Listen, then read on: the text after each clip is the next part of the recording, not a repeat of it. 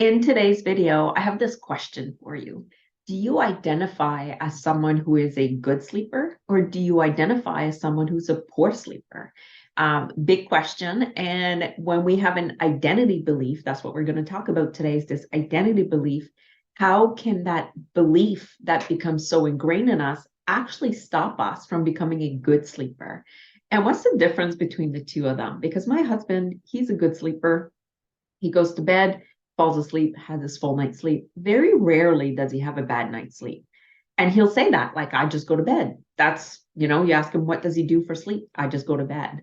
I, on the other hand, would identify as someone who has struggled with my sleep, who is a very light sleeper. So hearing the limiting identity beliefs in there.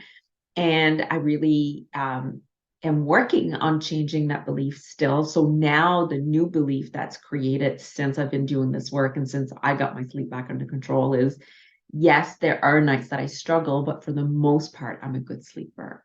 And how can we switch that belief in order for our sleep to get better? That's what I want to talk about in this video today. So for those who don't know me, my name is Carol Richard. I am the founder of the Sleep Success Academy, where we help sleep deprived individuals actually get the restful, deep sleep they need in order to live the life they're wanting.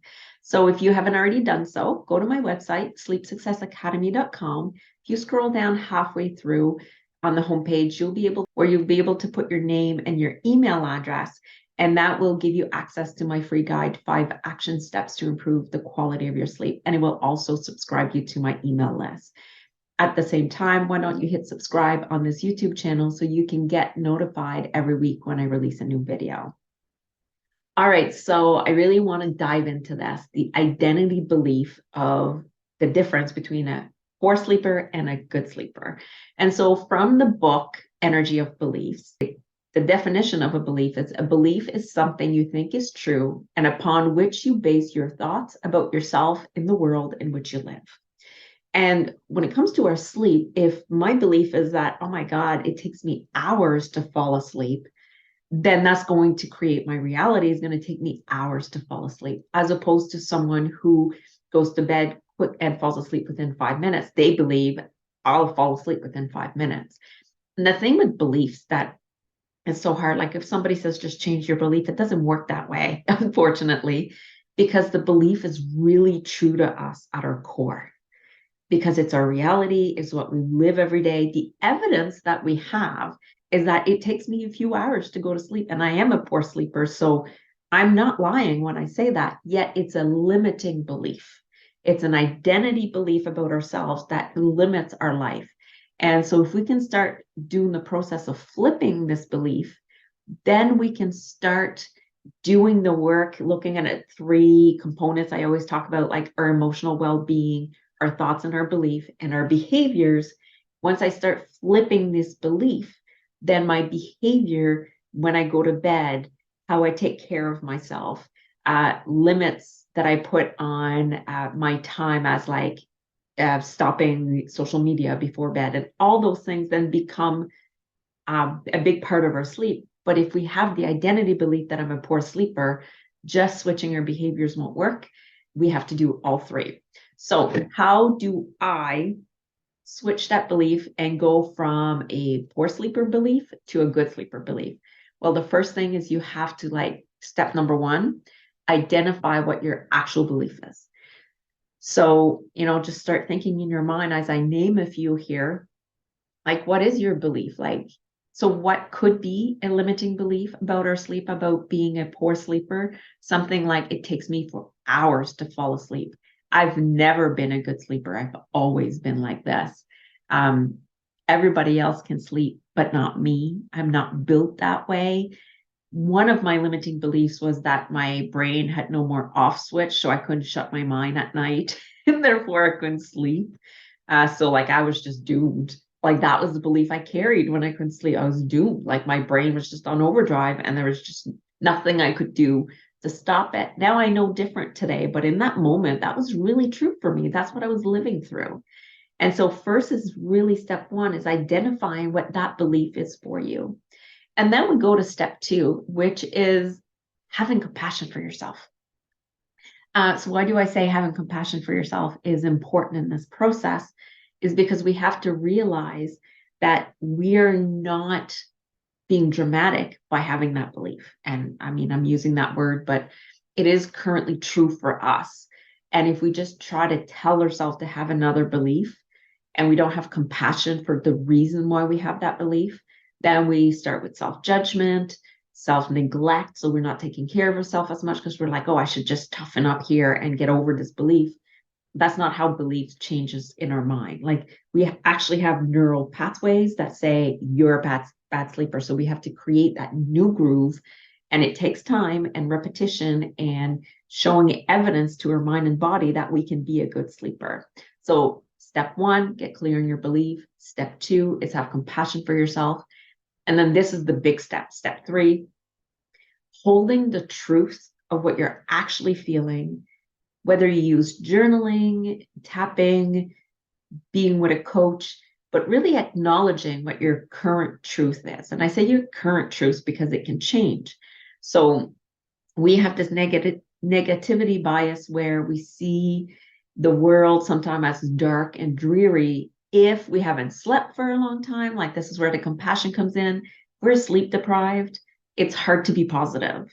So have compassion with yourself. I am sleep deprived right now, and that is my current truth, and I feel like crap.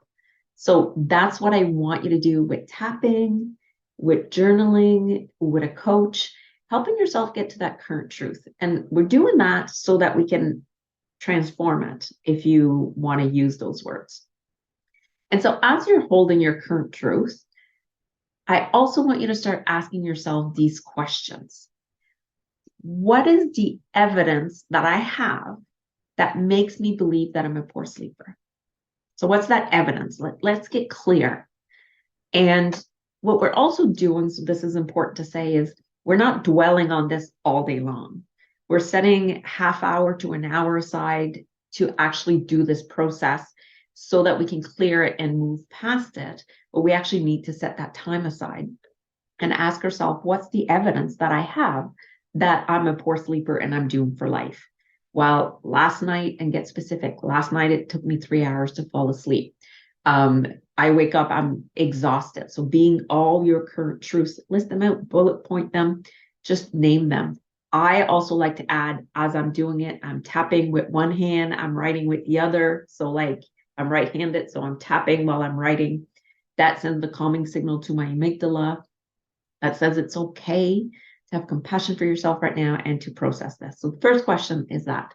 Second question is, how long has this been going on for? And that question has a purpose behind it because we want to figure out if you've always considered yourself a poor sleeper or if something actually happened that started the no sleep.